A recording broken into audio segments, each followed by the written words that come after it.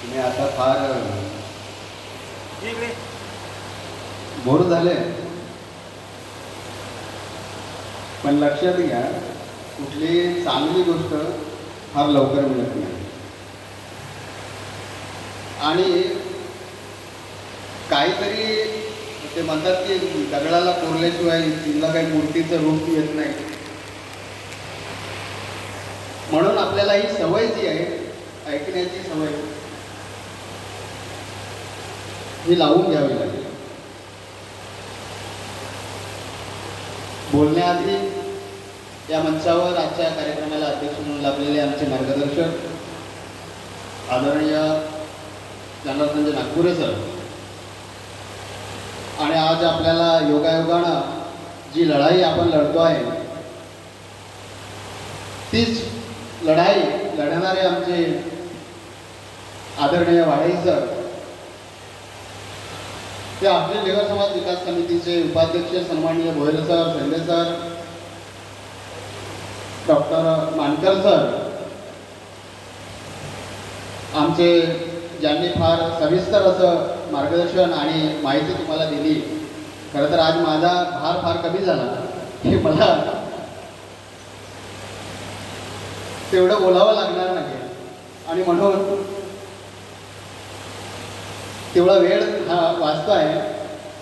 त्याचप्रमाणे या अखिल लेबर समाज विकास समितीचे तालुकाध्यक्ष सन्माननीय राजेश्री वत्तरे साहेब, कोल्हे सर, राजेश्री वत्तरे सर, देवीलालजी भोंके या ठिकाणी होते, शेंडे सर आहेत, आणि आमच्या शालूताई, सरिताताई आणि आमच्या पुन्हा भगिनी या ठिकाणी आहेत. बांधवांनो, आपण असे लोक आहोत ज्यांना सत्ता भेटली नाही, ज्यांना संपत्ती भेटली नाही आणि सन्मान देखील भेटला. तुम्ही म्हणाल की आपण लढतो त्याला फक्त 35 वर्ष, 70 वर्ष, 75 वर्ष,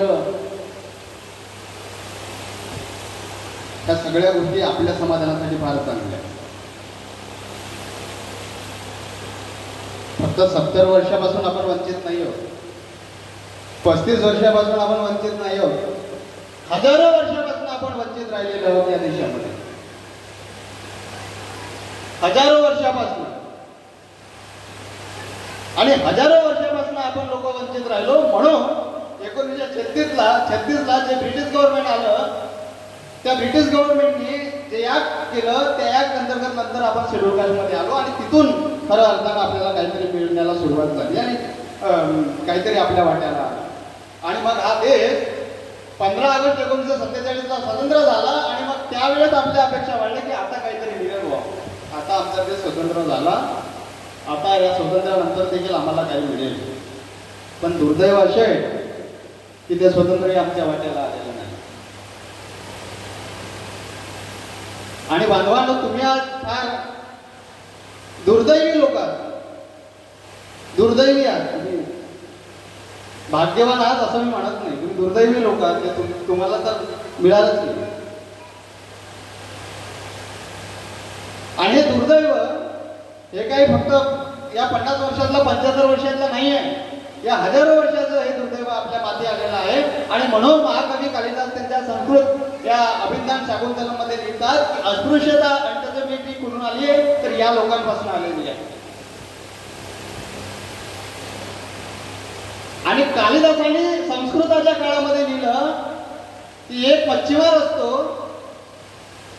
त्या मच्छीमाराला तो मासेमारी करायला जातो, त्याला माशाच्या पोटामध्ये जेव्हा तो मासे पकडतो तेव्हा एका माशाच्या पोटामध्ये त्याला सोन्याचं मणी सापडतो, आणि तो मणी त्याला सापडतो. त्यामुळे आमचा बांधव मोठा खुश होतो की नाही बो काहीतरी भेटलं, आता तो आपल्याला भेटलं म्हणजे आपलं झालं ना.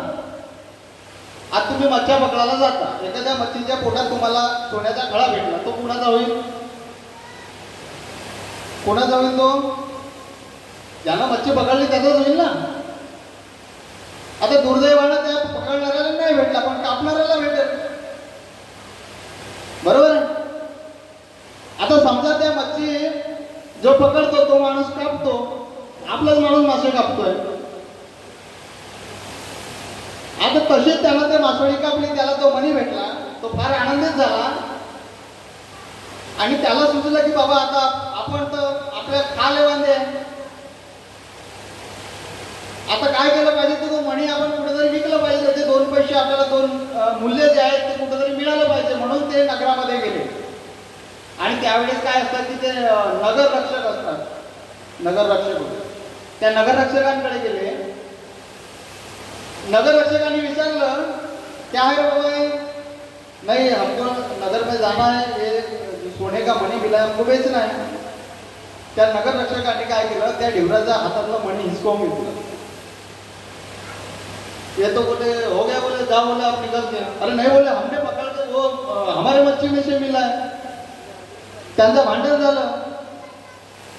त्याच्यानंतर ते राजाकडे गेले. त्याचा मणी हिसकावून त्या नगररक्षकांनी म्हटलं, हो आम्हीच तर आणला म्हणे, हा आमचाच आहे, हे खोटं बोलून राहिलं म्हणे ढिवरा, यायला काय म्हणे मी भेटलं नाही. ते बिचारे शांत राहिले.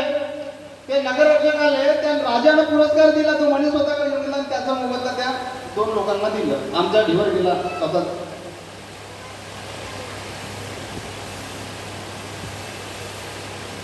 सांगण्याचं तात्पर्य असतं की हा जो अन्याय हा इतिहासानं आमच्यावर काळ्या काळानं केलेला आहे,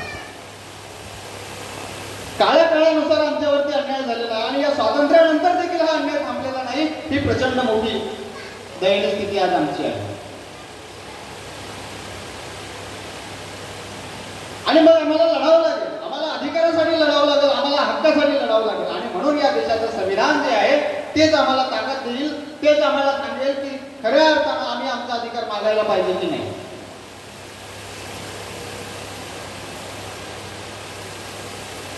विद्यार्थी सत्कार या ठिकाणी होईल.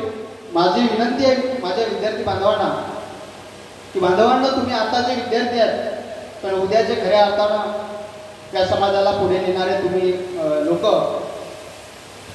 ही जबाबदारी तुमच्या सर्वांवरती येणार आहे. आणि म्हणून तुम्हाला तुमचे मेंदू जे आहेत ते तुम्हाला साबूत ठेवायचे आहेत, तुमचे मेंदू जे आहेत तुम्हाला घासून ठेवायचे आहेत, ती विचारानं घासून ठेवायचे आहेत, ते तुमच्या ज्ञानानं तुम्हाला घासून ठेवायचे आहे. तुम्ही 100 पैकी 100% घेतलेत तरी जर तुम्ही तुमच्या समाजासाठी लढू शकले नाहीत तर मग तुमच्या विद्वत्तेवर प्रश्नचिन्ह उभं होईल. तुम्ही नोकऱ्यांवर लागलेत, तुम्ही पैशांवर पैसे कमावलेत, इमारतींवर इमारती बांधलेत, पण समाजासाठी जर काही करू शकले नाही तर तुमची सगळी संपत्ती व्यर्थ आहे. आणि म्हणून या देशात लोकशाही आहे हे तुम्हाला लक्षात ठेवावं लागेल. या देशात राजशाही नाही आणि आपण कुणाचे गुलाम देखील नाही. ज्या पद्धतीने या देशाच्या संविधानानं अस्पृश्यता नष्ट केली त्याचप्रमाणे या देशाची गुलामगिरी देखील नष्ट केलेली आहे. आणि म्हणून कुणाला गुलाम करण्याचा अधिकार नाही हे देखील आपण तितक्या सक्षमपणे समजून घेतलं पाहिजे. आपल्याला जर स्वतःचा इतिहास निर्माण करायचा असेल तर आपला इतिहास काय हे आधी आपल्याला वाचावं लागेल. आपल्याला आपला इतिहास आधी समजून घ्यावा लागेल.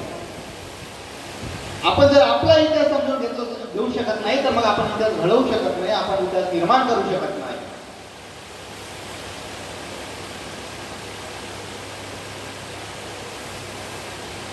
आज त्या विशिष्ट हेतून आम्ही आलेलो होतो. खरं तर विद्यार्थी सत्काराला येणं एवढंच आमचा उद्देश नव्हता.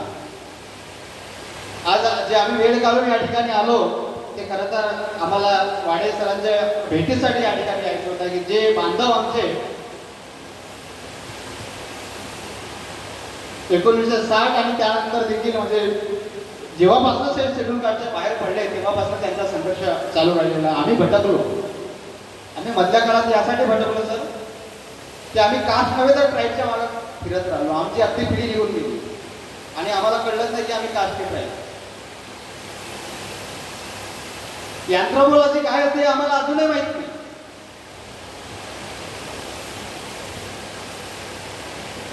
आणि बांधवांनो,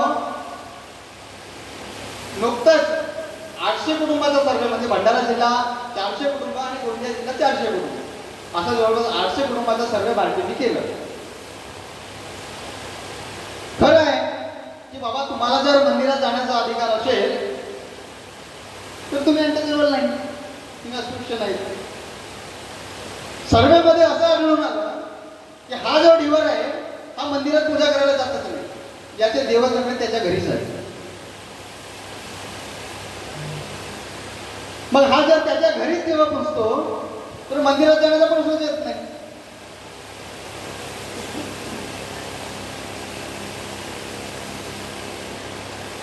आणि म्हणून आम्ही आमचे देव कुठले तर आम्ही नारायण देव. नारायण देव म्हणजे काय, तर ज्या देवाला आम्ही डुकराचा बळी देतो तो आमचा नारायण देव. बरोबर आहे की खोटं बोलून राहिलो का? आमच्या नवीन मुलांना जे आता 12वी 10वी पास त्यांना माहिती आहे का तुमच्या घरी पूजा होते तर कोणत्या देवाची होते? माहिती आहे कोणाला? नाही माहिती. बरं झालं तर संशोधन आताच होऊन गेलं, तर पुढच्या 10 वर्षांना झालं असतं तर आमची टपरी होत.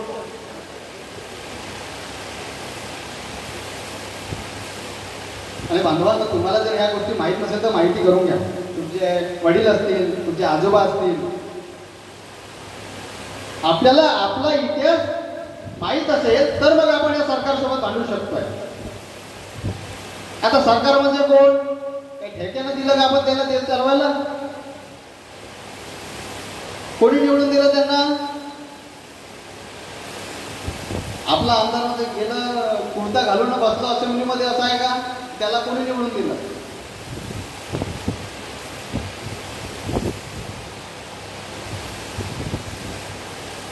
आपल्याला अधिकार नाही आहे संसदेत जाण्याचा. आपला माणूस आमदार झाला पाहिजे, आमचा माणूस आमदार झाला म्हणजे देशाचा विकास होणारच नाही असं आहे का? म्हणजे धोबी समाजाचा व्यक्ती आमदार झाला तर देशाच्या विकासामध्ये प्रचंड नुकसानच होईल, सगळं शेअर मार्केट खालीच उतरेल. ढिवर समाजाचा पोरगा आमदार झाला तर सगळं शेअर मार्केट उठेल असं आहे का? म्हणजे या लोकांना जर आरक्षण झालं तर देशाचं प्रचंड नुकसान होईल.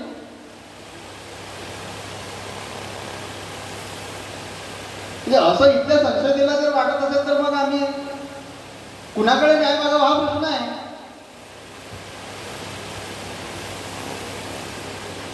आणि बांधवांनो, जर तुम्हाला संधीच द्यायची नसेल तर मग धोबी समाजातील प्रतिभा तुम्ही कशी पुढे आणणार आहात? इथल्या ढिवर समाजाची प्रतिभा तुम्ही कशी पुढे आणणार आहात? हे अपंगत्व तुम्ही का निर्माण करता? तुम्हाला देशाचा विकास करायचा नाहीये का?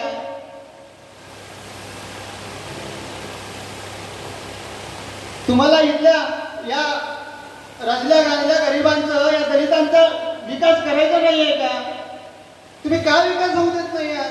काय या कम्युनिटीला तुम्ही हक्काच्या बाहेर काढलात? तुम्ही यांना फक्त रिझर्वेशनच्या बाहेर काढलात म्हणून आउट ऑफ रिझर्वेशन केलात तुम्ही, पण आउट ऑफ कॉन्स्टिट्यूशन काय करता? संविधान पाहिजे तुम्ही काय करता या लोकांना? आज नॉमिनेटेड ट्राईबचं आम्हाला रिझर्वेशन आहे सर, मला दाखवावं संविधानामध्ये नॉमिनेटेड ट्राईब नावाचं आर्टिकल असेल का? तुम्ही असं मिळवता आम्हाला? एका शेड्यूल कास्टला नॉमिनेटेड ट्राईब करता out of reservation, out of constitution. 341, 342 out of reservation. कधी करणार आमच्या लोकांना? गोविंद भाऊंनी मगाशी वाचून दाखवलं. अरे तारखे एका दिवसात कशा काय जाती निघू शकतो? कुठल्या रिपोर्टचा तुम्ही अभ्यास केला? कुठले सेन्सेस केले? म्हणजे 10 जानेवारीला एक लिस्ट जातो आणि पुन्हा 11 जानेवारीला दुसरी लिस्ट जाते. एका दिवसात तुम्ही त्या लिस्ट फायनल करता? कशाच्या आधारावर केले तुम्ही? आज जर ढिवर समाज शेड्यूल कास्ट मध्ये राहिला असता, आज धोबी समाज शेड्यूल कास्ट मध्ये राहिला असता तर त्यांचा विकास झाला नसता. आणि त्यांचा विकास झाला असता म्हणजे देशाच्या विकासात हातभार लागला नसता.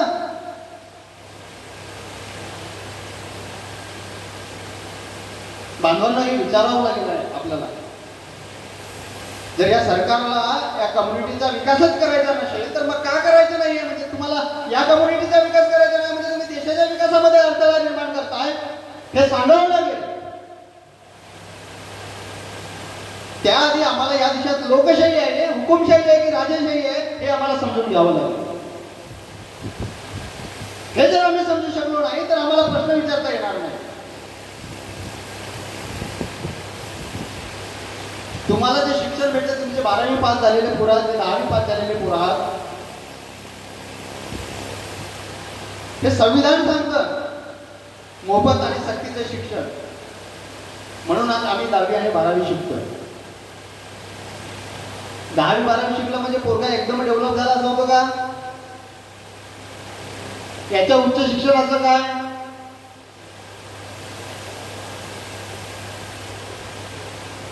आमच्या वाट्याला उच्च शिक्षण पण नाही. म्हणजे किती काळ तुम्ही आम्हाला वंचित ठेवणार आहात? लोकशाही आधी वंचित होतो, लोकशाही नंतर देखील वंचित होत. स्वातंत्र्य आधी आमचं अस्तित्वच नाही, स्वातंत्र्य नंतर देखील अस्तित्व मान्य करायला तुम्ही तयार नाहीत.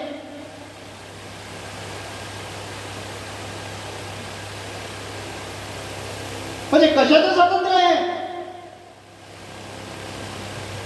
का शेळ्या मेंढ्या बकऱ्यांचं स्वातंत्र्य आहे की माणसांना स्वातंत्र्य द्यायला पाहिजे ते स्वातंत्र्य आहे?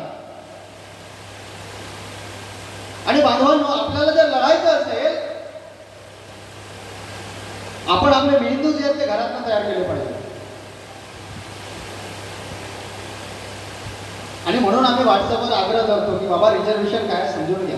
रिझर्वेशन म्हणजे गरिबी श्रीमंती दूर करण्याचा काम नाही आहे. रिझर्वेशन म्हणजे गरिबी हटावचा नारा नाही आहे. रिझर्वेशन हे लोकशाहीमध्ये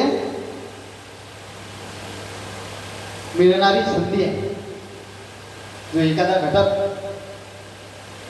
हा जर पिढ्यानपिढ्या वंचित राहिलेला असेल, सामाजिक आर्थिक शैक्षणिक अशा अनेक गोष्टींपासून तो दूर राहिला असेल, तर मग देशाने त्याला संधी दिली पाहिजे. आणि म्हणून ते रिझर्वेशन.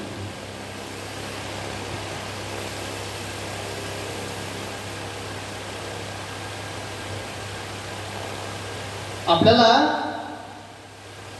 तुम्हा सर्वांच्या साक्षीनं 2 महिने आपल्याला फक्त प्रतीक्षा करायची आहे. बाहेरचे आम्हाला काय आव्हान देत आहे.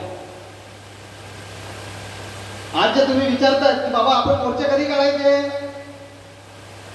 आपण आंदोलन कधी करायचं, तुम्ही 2 महिने थांबा. 2 महिने थांबा फक्त. एकदा आवर बाहेर पडलं की आपल्याला तेच कामं करायचे आहे. आणि म्हणून ती तयारी आपल्याला आतापासून केली पाहिजे. विद्यार्थी असतील, युवक असतील, महिला असतील, पुरुष असतील, आणि फार मोठं नियोजन सरांनी आपल्याला सांगितलंय. वाडे सरांनी त्यांचा संघर्ष कसा राहिला. त्यांनी हायकोर्ट पाहिला, त्यांनी सुप्रीम कोर्ट पाहिला आहे. एकटा माणूस केवळ जाऊन त्या सुप्रीम कोर्टामध्ये लढू शकत नाही. एकटा गोविंद मकरे जाऊन सुप्रीम कोर्टात लढू शकत नाही. एकटे प्राध्यापक डॉक्टर योगेश उपचार सर जाऊन तिथं सुप्रीम कोर्टामध्ये लढू शकत नाही. अरे ते लढणार तरी कशासाठी, कुणासाठी लढणार, का म्हणून लढव? जर तो अधिकार तुमचा असेल तर मग तुम्ही सामूहिकरित्या लढले पाहिजे. एकट्याला लढून चालणार नाही. जर या देशात लोकशाहीचा अर्थ आहे तर मग लोकांनी एकत्र येऊन लढलं पाहिजे. आणि बांधवांना तुम्ही जशा पद्धतीने एकत्र येतात, उद्या आपल्याला ढिवर आणि धोबी या दोन्ही समाजाला एकत्र येऊन लढावं लागेल. हे देखील तेवढंच सत्य आहे.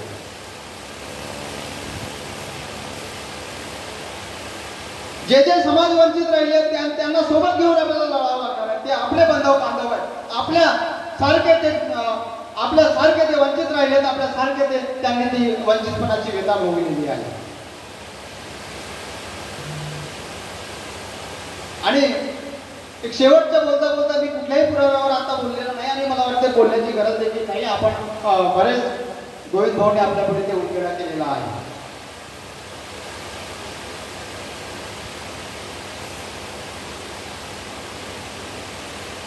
आता सेन्सेस आहे पुढच्या 1-2 वर्षामध्ये.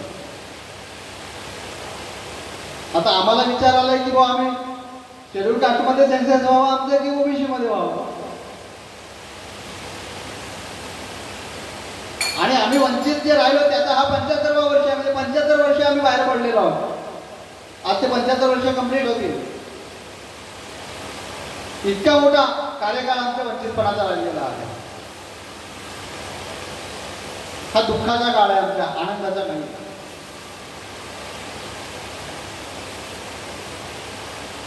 समोर बसणाऱ्या माझ्या विद्यार्थी बांधवांना एक विनंती आहे.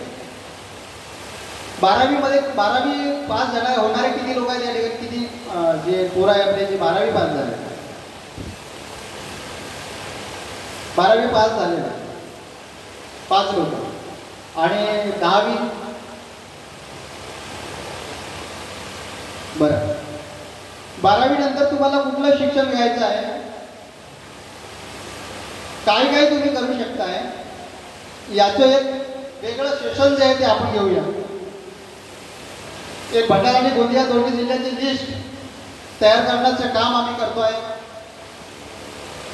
आणि विदर्भामध्ये देखील माझे एक मित्र आहेत, त्यांनी एक कन्सेप्ट अशी सुचवली की 12वी नंतर जर तो मुलगा काहीतरी शिकू इच्छित असेल, त्याला जर आउट ऑफ कंट्री देखील जायचं असेल तर मग त्याच्यासाठी देखील संधी उपलब्ध करून देण्याचं काम देखील आम्ही सुरू करतो आहोत. आणि या रिझर्वेशनच्या मुवमेंट सोबतच विद्यार्थ्यांना पुढे नेण्याचं देखील काम आम्ही करू. आणि बांधवांनो, तुमची जर इच्छा असेल की आम्ही चांगल्या पद्धतीने शिकलो पाहिजे तर ते देखील संधी आम्ही तुम्हाला मिळवून देण्याचा पूर्णपणे प्रयत्न करू.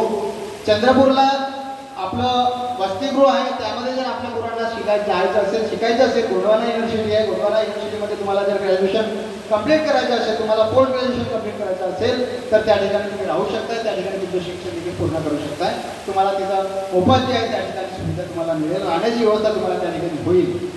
आणि म्हणून बांधवांनो, तुम्ही त्या सगळ्या गोष्टींचा लाभ घ्या. केवळ 12वी झाली म्हणजे शिक्षण पूर्ण झालं असं नाही. 12वी नंतर देखील बरंच शिक्षण आपल्याला पूर्ण करावं लागेल. आणि म्हणून तुम्हाला 12वी हे शिक्षणाची सुरुवात आहे, अंत नाही आहे, एक लक्षात घ्या. तुम्हाला ग्रॅज्युएशन करावं लागेल, तुम्हाला पोस्ट ग्रॅज्युएशन करावं लागेल, तुम्हाला PhD करावं लागेल. जोपर्यंत तुम्ही पुढे शिकणार नाही तोपर्यंत तुमच्या समाजाचा आणि तुमचा देखील विकास होणार नाही. आणि म्हणून तुम्हाला तुमचा विकास, तुमच्या समाजाचा विकास करायचा असेल तर तुम्हाला शिकावं लागेल. शिक्षण हे आपल्याला मॅच्युरिटी देत असतं, एक परिपक्वता देत असतं. आणि परिपक्वता ही तेव्हाच आपल्याला प्राप्त होते जेव्हा आपण उच्च शिक्षण हे पूर्ण केलेलं असतं.